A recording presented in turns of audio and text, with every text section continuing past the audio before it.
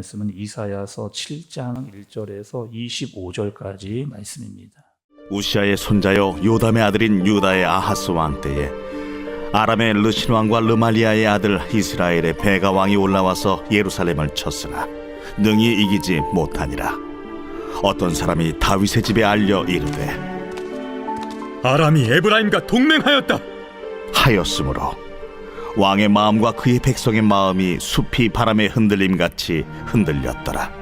그때에 여호와께서 이사야에게 이르시되 너와 내 아들 스왈야숲은 윗못수도 끝 세탁자의 밭 큰 길에 나가서 아하스를 만나 그에게 이르기를 너는 상가며 조용하라. 르신과 아람과 르말리아의 아들이 심히 노할지라도 이들은 연기나는 두 부직갱이 그루터기에 불과하니 두려워하지 말며 낙심하지 말라.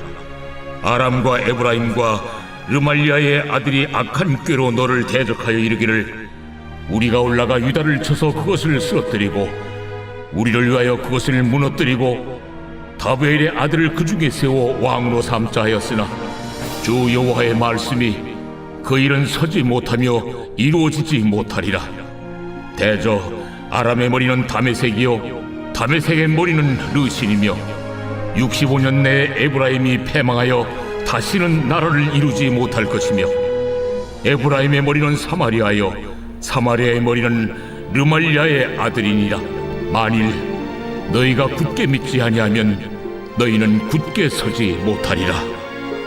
여호와께서 또 아하스에게 말씀하여 이르시되 너는 내 하나님 여호와께 한 징조를 구하되 깊은 데서든지 높은 데서든지 구하라. 나는 구하지 아니하겠나이다 나는 여호와를 시험하지 아니하겠나이다 다윗의 집이여 원하건대 들을지어다. 너희가 사람을 괴롭히고서 그것을 작은 일로 여겨 또 나의 하나님을 괴롭히려 하느냐. 그러므로 주께서 친히 징조를 너희에게 주실 것이라. 보라, 처녀가 잉태하여 아들을 낳을 것이요 그의 이름을 임마누엘이라 하리라. 그가 악을 버리며 선을 택할 줄 알 때가 되면 엉긴 적과 꿀을 먹을 것이라. 대저 이 아이가 악을 버리며 선을 택할 줄 알기 전에 내가 미워하는 두 왕의 땅이 황폐하게 되리라. 여호와께서 에브라임이 유다를 떠날 때부터 당하여 보지 못한 날을 너와 내 백성과 내 아버지 집에 임하게 하시리니 곧 아수르 왕이 오는 날이니라. 그날에는 여호와께서 애굽 하수에서 먼 곳에 파리와 아수르 땅에 벌을 부르시리니 다 와서 거친 골짜기와 바위 틈과 가시나무 울타리와 모든 초장에 앉으리라. 그날에는 주께서 하수 저쪽에서 새내어 온 삭도 곧 아수르 왕으로 내 백성의 머리털과 발털을 미실 것이요 수염도 깎으시리라. 그날에는 사람이 한 어린 암소와 두 양을 기르리니 그것들이 내는 젖이 많음으로 엉긴 젖을 먹을 것이라. 그 땅 가운데 남아있는 자는 엉긴 젖과 꿀을 먹으리라. 그날에는 1000그루에 은 1000개의 가치가 있는 포도나무가 있던 곳마다 찔레와 가시가 날 것이라. 온 땅에 찔레와 가시가 있으므로 화살과 활을 가지고 그리로 갈 것이요 보습으로 갈던 모든 산에도 찔레와 가시 때문에 두려워서 그리로 가지 못할 것이요 그 땅은 소를 풀어놓으며 양이 밟는 곳이 되리라. 아멘. 오늘 말씀을 본격적으로 보기 전에 어제의 말씀 이사야서 6장의 말씀을 한번 기록을 해보겠습니다. 이사야서 6장의 말씀은 여러분 어떤 말씀이었느냐? 하나님께서 이사야 선지자를 부르시는 소명장이다 이렇게 말씀을 드렸어요. 이사야가 하나님 앞에서 자기의 죄를 깨닫습니다. 나는 죄인입니다 라고 그렇게 고백을 했어요. 그리고 하나님의 전적인 은혜를 받게 되어졌습니다. 그리고 하나님께서 이렇게 말씀을 하셨죠. 내가 누구를 보내야 할까? 또 우리를 위해서 누가 갈까? 라고 하는 그 물음에 제가 여기 있나이다 나를 보내소서 라고 고백을 했습니다. 하나님께 죄인임을 고백하고 또 하나님의 은혜를 받은 자들과 하나님께 사명을 받는 그런 모습을 이사야를 통해서 우리가 보았습니다. 그리고 오늘 말씀은 이제 남유다의 영적인 상황에 대해서 본격적으로 우리가 더욱더 깊이 들어가는 그런 내용이기도 합니다. 먼저 우리가 이사야서 5장까지만 볼 때만 해도 남유다는 계속해서 타락으로 빠져 있는 그런 상황이었습니다. 하나님은 계속해서 말씀하셨어요. 심판이 있을 것이다 라고 말씀을 해주셨습니다. 자, 여러분, 우리가 이사야를 보면서 반드시 놓치지 말아야 될 한 중요한 핵심이 있는데, 하나님이 계속 이사야를 통해서 심판에 대해서 이야기를 계속 하십니다. 이 심판은 여러분 어떤 심판일까요?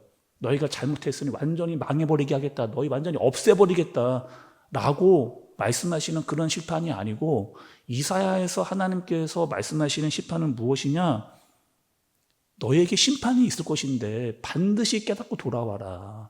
반드시 듣고 반드시 깨닫고 돌아와라. 너에게 아픔이 있고 너에게 징계가 있겠지만 그것을 통하여 너의 잘못들을 깨닫고 돌아와라 라고 하는 그런 메시지입니다. 또 하나님은 이사야를 보내시면서 이런 메시지가 어제 말씀에 있었잖아요. 나라는 비록 계속 영적으로 타락해 가져가고 있는데 남아있는 사람들이 있다. 나라는 계속해서 타락해져 가고 있는데 아직 남아있는 자들이 있다. 끝까지 믿음을 지키고 정말 하나님을 찾는 자들이 있다는 거예요. 그리고 그 거룩한 구루터기 같은 사람들을 통해서 내가 다시 사역을 시작하겠다라고 하는 메시지도 그렇게 주셨습니다. 그리고 오늘 말씀은 이제 이사야서 7장으로 들어가면서 말씀의 배경이 되는 말씀이 첫 절에 딱 이렇게 등장을 하고 있습니다. 여러분 1절의 처음 부분을 좀 보세요. 우시아의 손자여 요담의 아들인 유다의 아하스 왕 때, 우시아의 손자여 요담의 아들인 유다의 아하스 왕 때에 이렇게 시작을 합니다. 어제 말씀은 우시아 때였잖아요. 그리고 그 손자였던 아하스 때, 여러분 오늘 이 말씀에서 이 때를 이야기하는 것은 그때의 정황을 우리가 이해할 필요가 있습니다. 당시에 여러분 그 가장 강력했던 나라가 있어요. 가장 강력했던 나라, 그리고 주변 나라를 위협했던 나라이고 점점점 강성해지고 있는 나라가 있었는데 그 나라는 바로 아수르라고 하는 그런 나라였습니다. 그리고 다른 나라들은 이 아수르를 다 두려워했어요. 그래서 이 아수르와 이기기 위해서 서로 동맹을 맺으려고 하는 분위기가 주변 나라들에게 있었습니다. 그래서 누가 동맹을 맺느냐? 먼저 북이스라엘과 아람이라고 하는 나라가 동맹을 맺습니다. 이 아수르를 대항하기 위해서 북이스라엘, 지금 남유다가 아니고 북이스라엘과 아람이라고 하는 나라가 동맹을 맺어요. 그리고 우리가 아수르와 싸우겠다. 그런데 남유다 너희도 동참을 해라. 남유다 너희 아하스가 왕이었는데 너희도 동참을 해라. 이렇게 요청을 제안을 합니다. 근데 이 요청에 아하스가 그러면 어떻게 했을까요? 우리도 그럼 너희가 동참하겠다 라고 하지 않고 거절을 하는 그런 내용이 나오게 됩니다. 그러니까 여러분 어떤 일이 일어났느냐? 북이스라엘과 아람이 남유다를 공격하는 이런 지금 나라의 정세를 우리가 오늘 말씀에서 이해를 해야 됩니다. 그러면 아하스는 어떤 마음을 여러분 가지고 있었을까요? 지금 아수르라고 하는 나라가 지금 막 급부상하고 있고 또 북이스라엘과 아람은 동맹을 맺고 또 우리와 동맹을 맺자고 이야기했는데 거절했던 그 아하스의 마음은 어떤 마음이었는가 오늘 말씀을 통해서 우리가 좀 발견을 해야 됩니다. 2절에 여러분 중간 부분을 좀 보세요. 지금 북이스라엘과 아람이라고 하는 나라가 공격해 오겠다라고 하는 소식을 들었던 아하스와 그 백성들은 어떤 상태였느냐. 2절 중간에 보니까 왕의 마음과 그의 백성의 마음이 숲이 바람의 흔들림 같이 흔들렸더라 이렇게 이야기합니다. 지금 어떤 상황이에요? 전쟁이 일어나기 직전의 상황입니다. 그러니까 왕도 백성들도 다 두려워하고 있는, 마치 바람의 숲이 막 흔들리듯이 흔들리는 마음을 가지고 있게 됐어요. 왕이라면 여러분 어떻게 했을까요? 지금 연합군이 우리를 공격해 온다라고 하는 소식을 들었을 때 왕이라면 여러분 어떻게 해야 됐을까요? 전쟁 준비를 해야 됩니다. 어떤 준비를 해야 돼요? 군사를 준비시키고 또 식량을 준비하고, 특별히 아하스는 어떤 생각을 했느냐? 가장 중요한 게 있다. 뭐 군사도 중요하고 또 식량도 준비하지만 가장 중요한 것인데 그것은 바로 물이다, 물. 그래서 물기를 내고 있는 그 아하스의 모습인 거죠. 자, 여러분, 전쟁할 때 군사도 중요하고 먹을 식량도 중요하고 먹을 물도 중요합니다. 그런데 아하스가 잃어버렸던 가장 중요한 것은 무엇이에요? 그 머릿속에는 하나님에 대한 생각이 전혀 있지 않았습니다. 하나님에 대한 생각이 전혀 있지를 않았어요. 그리고 온통 자기의 생각으로 전쟁을 준비해야 되겠다라고 하는 아하스의 생각이었던 거죠. 그리고 그 아하스에게 하나님께서 이사야를 보내십니다. 자, 여러분 3절의 말씀을 좀 보세요. 3절의 말씀. 그때 여호와께서 이사야에게 이르시되 너와 내 아들 스알 야숲은 윗못 수도 끝 세탁자의 발 큰 길에 나가서 아하스를 만나 이렇게 이야기했습니다. 하나님께서 누구를 보내셨다고요? 이사야를. 누구에게? 아하스에게. 그리고 이사야와 더불어 누구를 함께 보내느냐? 이사야의 아들을 같이 보냅니다. 여러분 좀 특이하잖아요. 보통 우리가 구약에서 선지서를 보게 되면은 이 왕이나 백성들에게 선지자를 보낼 때 보통 혼자 보냅니다. 혼자 보내는데 오늘 말씀해 보니까 이사야를 왕에게 보내는데 누구를 딸려 보내느냐? 그 아들을 딸려 보내요. 스알 야숲이라고 하는 그 아들을 같이 가라고 이렇게 이야기를 합니다. 여러분 여기에요 아주 중요한 의미가 있어요. 아니 그냥 이사야만 보내면 되죠. 가서 말씀을 증거하라 라고 하면 되는데 하나님께서 그의 아들이었던 스알 야숲을 따라 보냅니다. 자, 여러분 우리가 이 말씀 봤어요. 이사야라고 하는 사람의 이름은 뜻은 무엇이냐? 여호와는 구원이시다. 여호와는 구원이시다라고 하는 그런 뜻을 가지고 있어요. 스알 야숲이라고 하는 뜻은 여러분 어떤 뜻을 가지고 있느냐? 남은 자가 돌아올 것이다. 남은 자가 돌아올 것이다. 그러니까 지금 이사야와 그의 아들 스알 야숲을 같이 왕에게 보내는 이유는 뭐예요? 여호와가 구원이시라는 거예요. 그리고 남은 자가 돌아올 것이다라고 하는 메시지를 그 왕에게 분명하게 지금 전달해주고 있는 그런 내용인 거죠. 또 이사야를 통해서 하나님은 이렇게도 말씀하십니다. 4절 처음 부분을 좀 보세요. 4절 처음 부분에 그에게 이르기를 너는 삼가며 조용하라. 그에게 이르기를 너는 삼가며 조용하라. 이게 여러분 무슨 뜻일까요? 삼가며 조용하라고 하는 뜻은 이게 무슨 뜻일까요? 이사야가 지금 그 아하스 왕에게 전달했던 이 말, 삼가며 조용하라라고 하는 그 의미는 그냥 조용히 너 입 다물고 있어라 라고 하는 의미가 여러분 아니에요. 지금 아하스야 너 스스로 너를 구원하려고 하는 그 일을 멈추어라 라고 하는 뜻을 가지고 있는 겁니다. 너 스스로 너를 구원하려고 하는 그 모습을 멈추라는 거예요. 그리고 그 구원의 능력을 내 힘에 의지하지 말라. 그리고 하나님을 믿음으로 돌아와라 라고 하는 의미를 가지고 있는 겁니다. 자, 여러분 지금 국제 정세가 어떤 상황에 있다고요? 북이스라엘과 아람이 동맹을 맺어서 남유다를 공격하려고 하는데 남유다를 무너뜨리자 이렇게 이야기를 하는데 하나님께서 뭐라고 말씀을 하시느냐?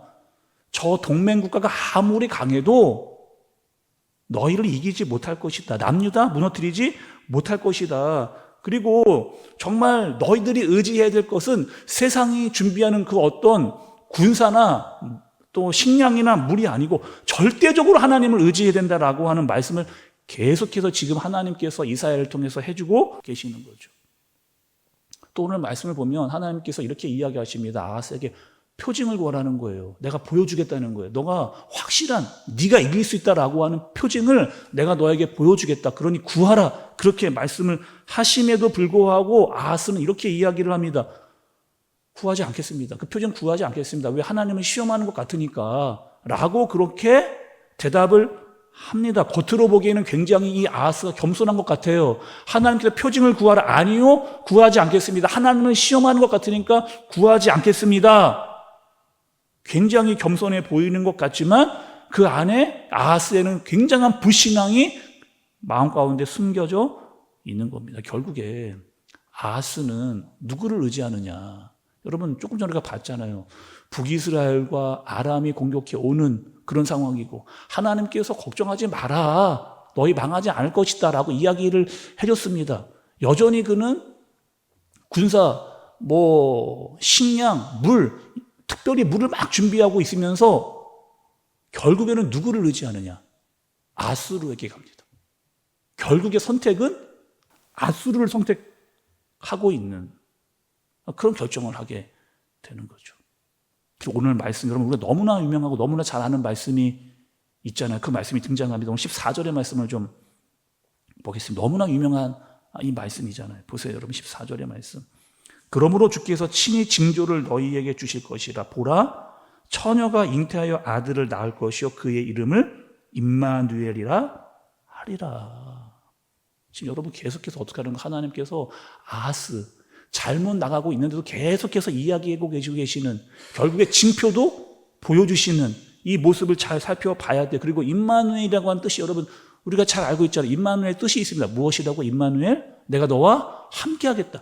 아니 계속 하나님은 그에게 말씀해 주시고 징조를 보여주시고 너와 함께하겠다고 이야기하시고 끝까지 내가 너를 기다리겠다. 그리고 지금 눈에 보이는 그 어떠한 강대국보다 중요한 건 나를 의지하는 것이다. 너는 어떤 선택을 할래? 눈에 보이는 강대국을 선택할 것이냐?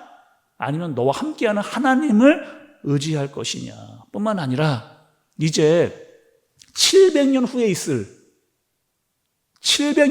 있을 예수님에 대한 예언의 말씀도 하나님께서 해주고 계시는 것을 볼 수 있죠. 자, 오늘 여러분 우리가 이 아하스의 모습을 좀 보면서 우리의 모습을 좀 한번 생각해 볼 필요가 있습니다. 우리가 위기를 만날 때가 있잖아요.